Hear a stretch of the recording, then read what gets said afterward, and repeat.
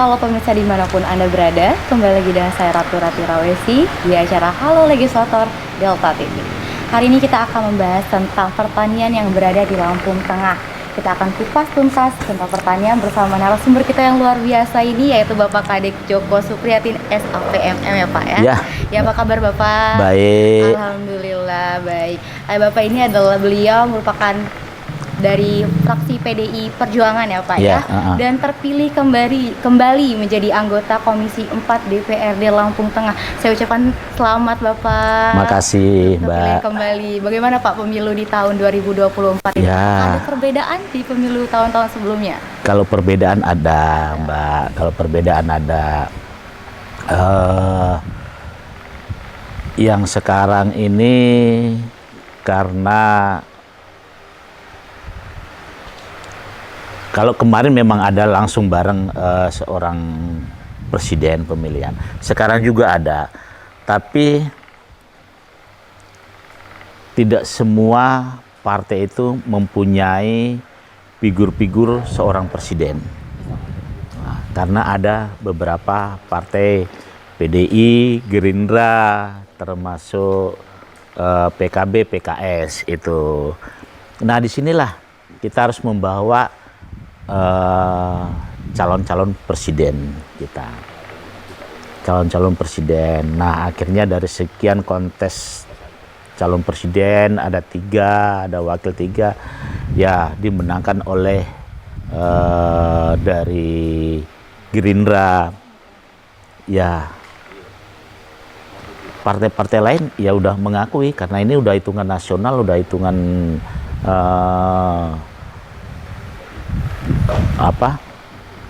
semua legislatif udah mengakui, hitungan di MK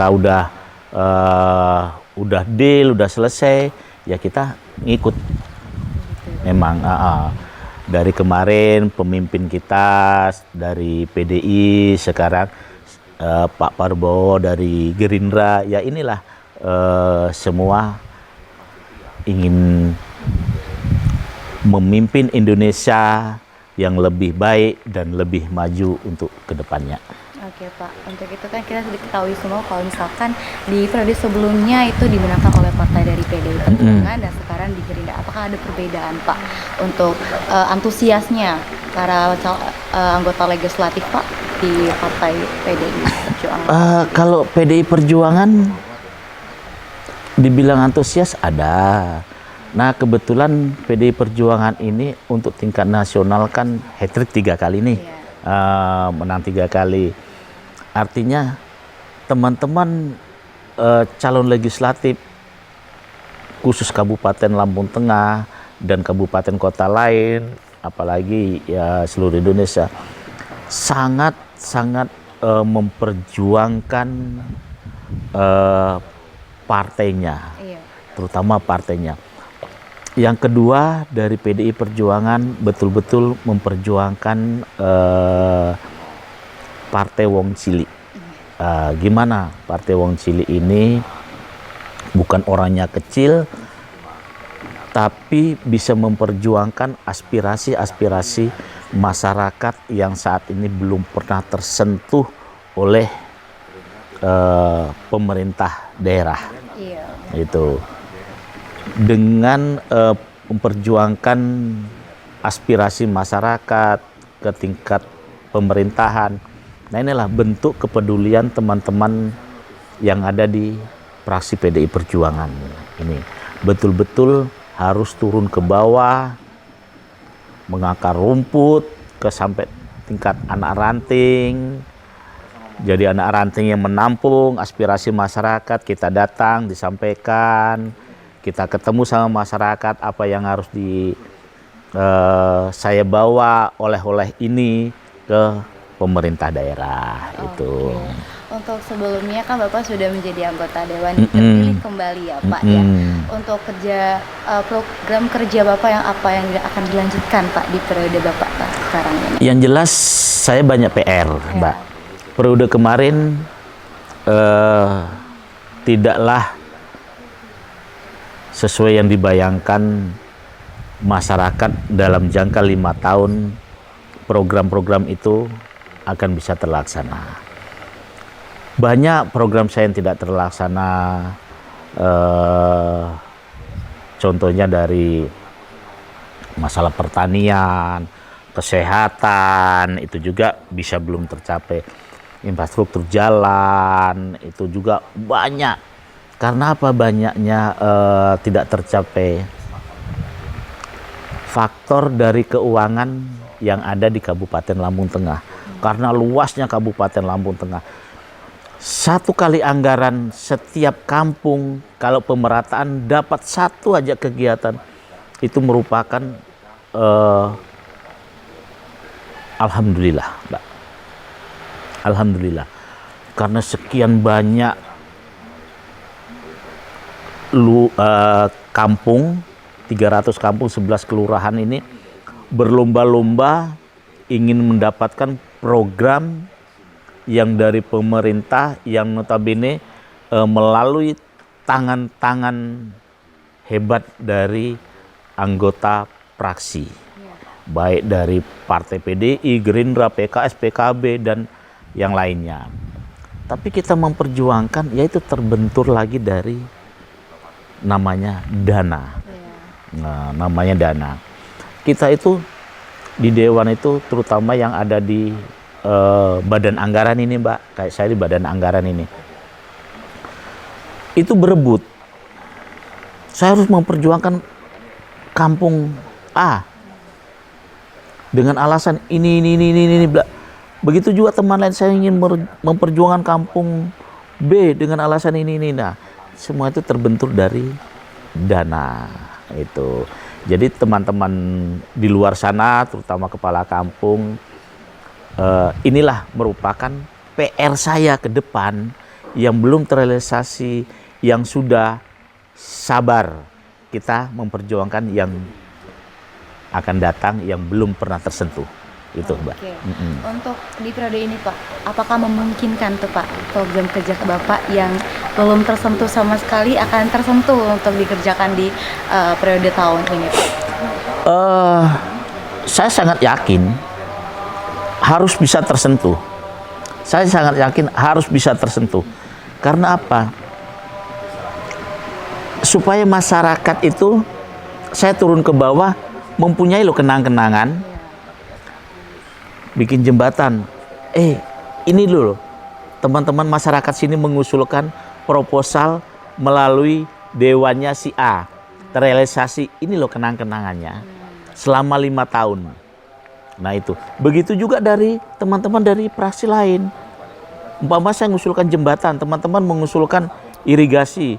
Nah setidaknya di kampung itu ada 2 pembangunan yang udah tercapai. Nah itulah merupakan bentuk kepedulian anggota dewan setelah turun ke bawah. Itu adalah salah satu ya, Pak, ya, kesejahteraan masyarakat juga ya, Pak, ya. Oke, kita akan bahas kembali setelah jeda pariwara berikut ini. ya.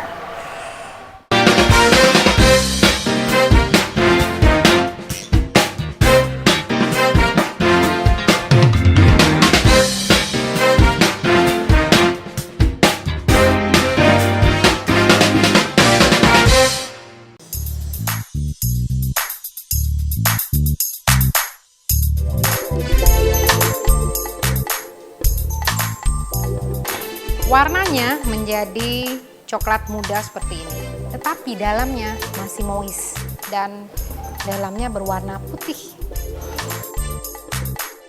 Sudah dingin baru kita kasih dekor.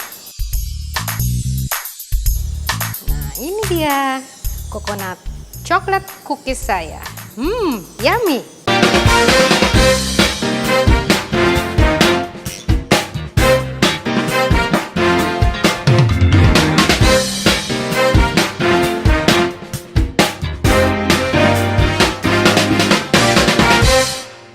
Halo pemirsa dimanapun Anda berada, kembali lagi dengan saya Ratu Ratirawesi di acara Halo Legislator Delta TV.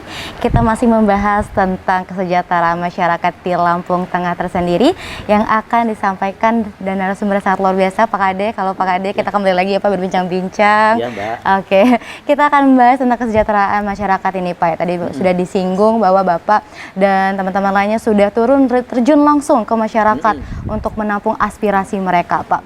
Nah salah satunya nih Pak, di bidang pertanian, apakah ada keluhan gitu Pak di bidang pertanian masyarakat Lampung Tengah ini Pak? Kalau di bidang pertanian soal ngeluh pasti ada, Mbak. Iya. Pasti ada.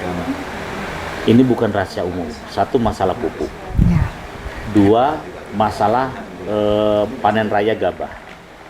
Begitu panen raya gabah, harga gabah anjlok. Iya, iya. Begitu juga singkong, jagung, karet, dan kelapa sawit. Ini yang sangat dikeluhkan oleh masyarakat khusus Kabupaten Lampung Tengah. Artinya di sini saya bukan menyalahkan masyarakat. Di sini kurang kepeduliannya Dinas Pertanian. Oke. Jujur saya katakan kurang peduli Dinas Pertanian. Kurang responsif ya Pak? Kurang ngerespon. Dari dulu saya katakan Dinas Pertanian tuh coba bikin lumbung padi yang betul-betul bisa menampung hasil panen masyarakat. Jadi jangan saat panen raya harga gabah itu anjlok. Tapi gimana caranya menampung harga petani itu? Bikin lumbung. Begitu saat musim kemarau dijual loh. Balikin loh ke masyarakat. Jadi masyarakat tidak mengeluh beras sekarang kok mahal. Begitu panen harga gabah anjlok. Ini tidak sesuai dengan pengeluaran, terutama apa? Dari mereka segi kerja, menggunakan hand traktor, terus solar udah antri, yang kedua masalah pupuk ini. Yang saya sayangkan Dinas Pertanian. Jujur aja, semua. Tapi kalau begitu herring, wah saya udah merasakan ini hebat. Di sana udah hasilnya gini. Tapi yang dia perbuat apa? Ini kan hasilnya masyarakat, yang ditanam masyarakat. Selama ini Dinas Pertanian apa yang diperbuat? Nggak ada. Jujur aja. Selalu bawa nama provinsi ini. Provinsi itu tidak punya lahan. Yang punya lahan itu kabupaten kota. Provinsi cuma sekedar tempat singgah. Arahan dari Menteri Pertanian datang ke provinsi menyampaikan ke kabupaten kota. Yang punya lahan betul-betul itu kabupaten kota, yang lahannya lebar, yang bisa menghasilkan itu. Nah di sini saya bilang sama Dinas Pertanian bikin lumbung-lumbung hasil panen, terutama gabah. Terus kalau masalah singkong ini memang tidak bisa saya salahkan dari pabrik. Karena di sisi lain petani juga agak-agak nakal kalau saya lihat. Nakalnya apa? Begitu ngirim singkong, kebanyakan ada tanah masuk. Batang-batangnya masuk setengah meter. Otomatis kan pabrik kan juga dirugikan. Benar. Karena persaingan perdagangan. Pabrik menerima persaingan. Apalagi sekarang banyak tepung-tepung terigu dari luar Indonesia. Benar. Nah ini, nah jadi pabrik-pabrik yang bagus yang menerima singkong betul-betul bersih, tidak mau menerima apa yang kotor. Iya. Gitu, Mbak. Oke, jadi ini sebenarnya dari segi pertanian itu sangat banyak ya Pak ya untuk aspirasi dan masalahnya. Dan juga sudah ada penanggulangan dari Bapak dan juga ke teman-teman lainnya untuk membuat lumbung ya Pak ya. Supaya itu menguntungkan para petani dan juga masyarakat sehingga tidak melonjak harga naik ya Pak ya. Oke, untuk itu Pak, di kemarin kabarnya bahwa jagung juga harga turun Pak, seharga 2.000. Nah itu bagaimana Pak pendapat Bapak? Nah itu tadi saya katakan, di saat panen raya Dinas Pertanian ini tidak bisa menampung. Entah karena segi apanya saya juga belum tahu. Tapi setiap kita panggil selalu mengutarakan, panen di sana bagus, panen di sana bagus. Tapi nyatanya masyarakat ini kan mengeluh, Iya. sangat mengeluh. Coba sih pada saat kayak gini nih, ini kan lagi petani bentar lagi udah mulai panen padi ini. Jadi tengkulak-tengkulak di luar itu jangan seenaknya aja membeli gabah yang di petani. Apalagi tengkulak-tengkulak itu sudah sistem ijon. Begitu mereka mau tanam, dikasih duit untuk beli pupuk. Coba. Jadi seakan-akan panennya masyarakat ini udah terikat. Gabah kamu saya beli harga segini. Karena apa? Karena di mana-mana gabah udah mulai panen. Sementara petani ini kan satu-satunya cuma hanya punya penghasil dari sawah padi ini. Iya benar. Nah inilah yang sistem ijon kayak gitulah. Gimana caranya Dinas Pertanian ini mencegah? Karena jujur, Lampung Tengah ini sangatlah luas untuk khusus di bidang tanah yang untuk pertanian. Benar sekali. Dibandingkan kabupaten kota lain, Lampung Tengah ini sangat luas dan menghasilkan gabah yang sangat-sangat bagus. Bahkan pernah saya ke Jambi, ke Bengkulu, saya ketemu sama supir, saya tanya, muat apa? Gabah Pak dari mana? Dari Lampung Tengah. Nah artinya ke Lampung Tengah ini betul-betul bisa mengirim keluar daerah. Nah disinilah kesempatan kita, Dinas Pertanian itu bikin loh lumbung, tampung loh, yang notabene masyarakat panen gabah. Di saat panen gabah itu cuma 3.000 Sangat turun ya Pak ya. sampai 3.500 gitu. Begitu sudah nggak ada, harga mulai dibongkar bisa sampai 5.000, 6.000. Nah kesempatan inilah, keuntungan dari sekian ribu lah kita balikan loh ke petani. Setidaknya petani ini bisa merasakan, oh ini loh programnya Dinas Pendidikan ini. Jangan hanya panennya masyarakat diaku-aku, oh sana udah tim saya datang. Terutama kenapa bisa anjlok juga dari hasil panen ini? Satu, jalan pertanian rata-rata kurang dibagusin. Ya. Setidaknya dikasih onderlah lah. Jadi mobil itu bisa mengangkut nggak jauh sampai setengah kilo. Mereka harus mikul. Nah biaya beban mikul lagi udah kepotong lagi. Iya. Itu yang saya harapkan untuk Lampung Tengah, Mbak. Iya. Ya. Untuk Lampung Tengah ya Pak ya. Ini juga kan petani, jadinya kesejahteraan petani juga kurang ya Pak. Kurang, Iya, kurang sangat-sangatlah sekali kurang. kurang ya Pak ya.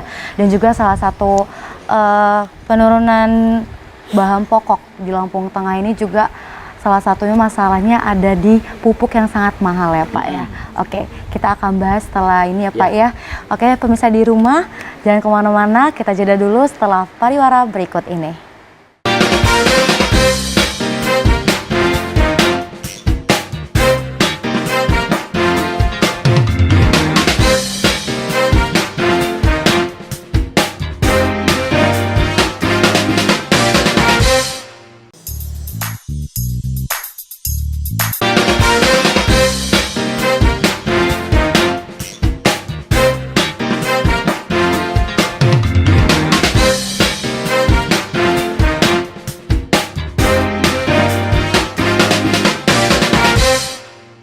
Halo pemirsa di rumah, kembali lagi dengan saya Ratu Ratirawesi di Halo Legislator Delta TV.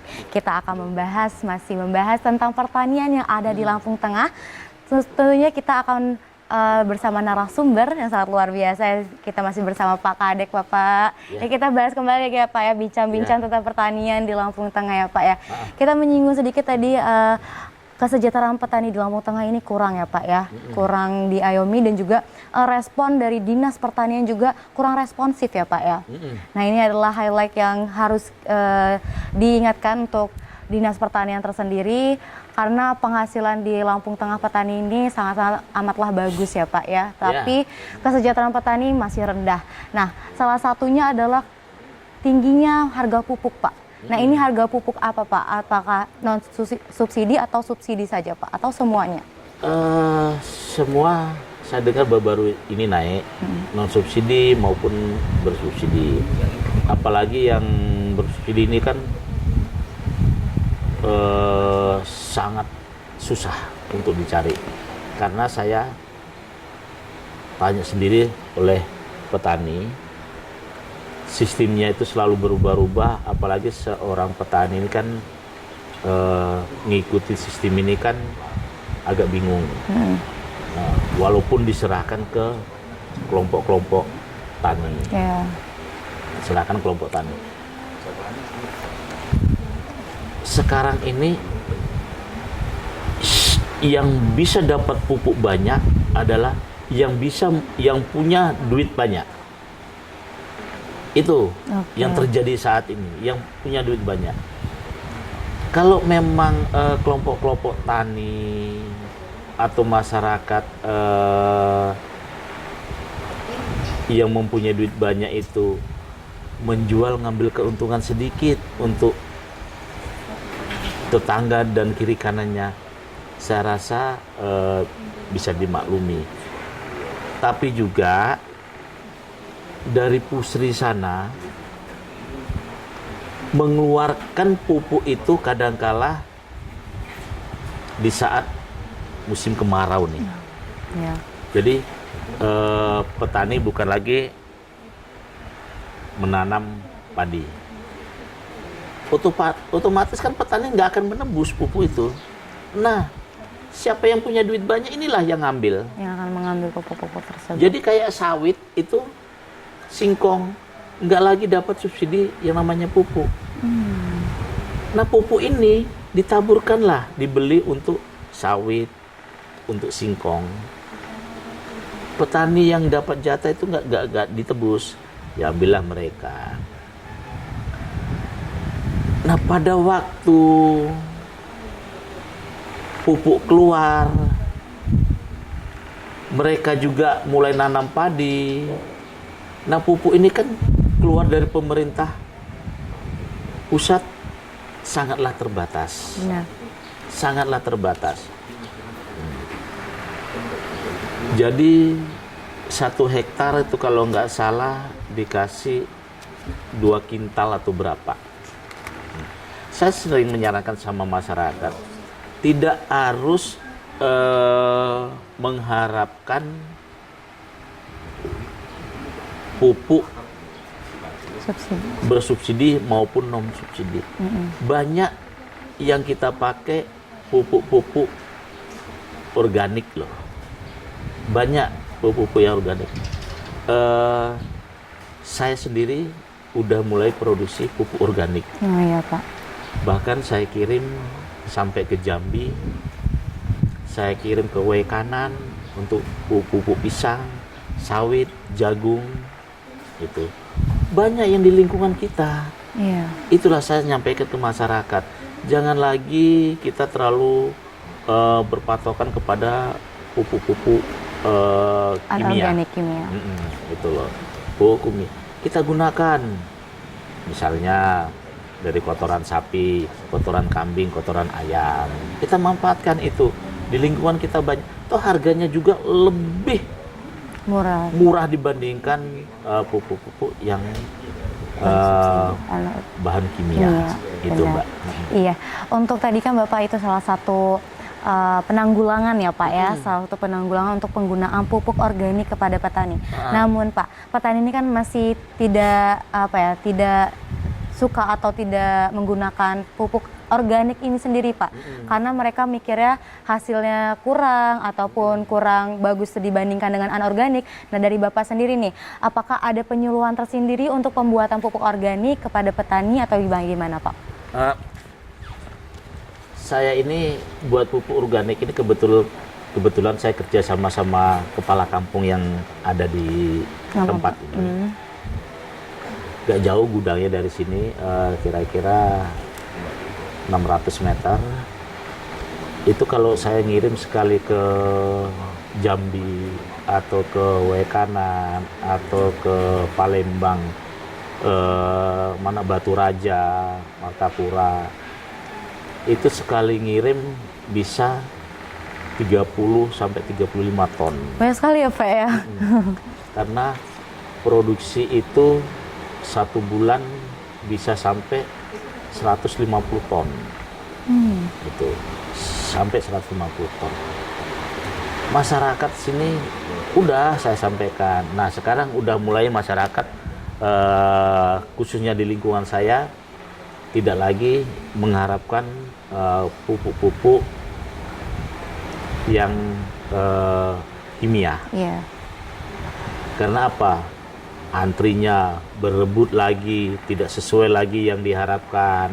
Nah, itu. Jadi mulai memakai pupuk-pupuk yang ada di lingkungan Sekitar.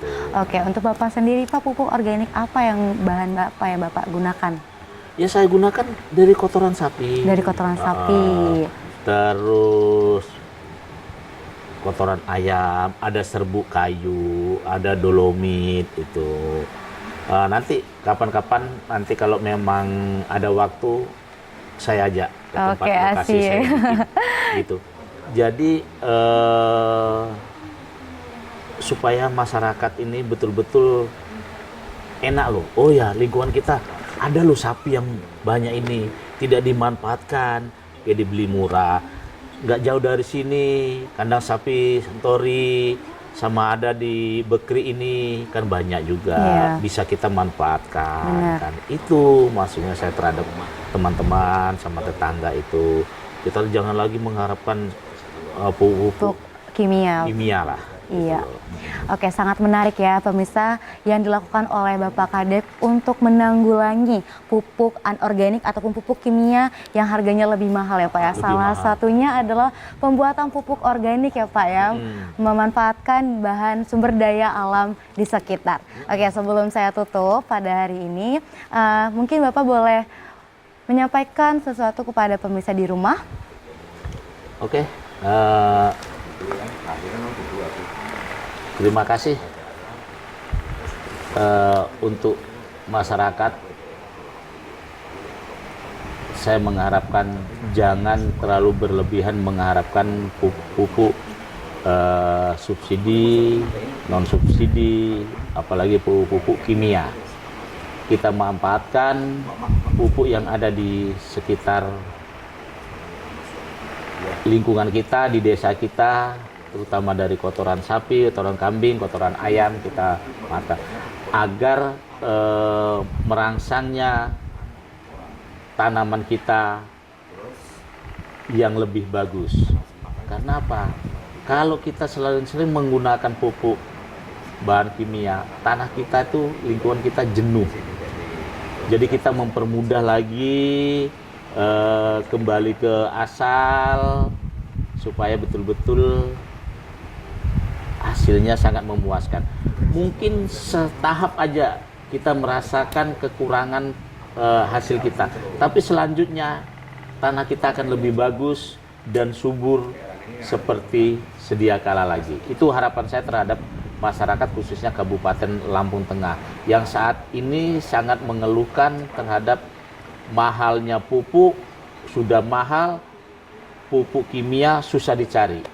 Itu harapan saya, ayo kembali kita ke seperti sedia kala, kita manfaatkan pupuk-pupuk yang ada di lingkungan kita. Terima kasih. Oke pemirsa, itu adalah harapan dari Pak Kadek untuk petani yang ada di Lampung Tengah. Semoga petani di Lampung Tengah dapat menerapkannya Pak ya menggunakan pupuk organik di sumber daya alam di Lampung Tengah tersendiri. Oke pemirsa, kembali lagi dengan saya Ratu Ratira Wesi. Terima kasih telah menyaksikan Halo Legislator Delta TV. Saya pamit undur diri, terima kasih.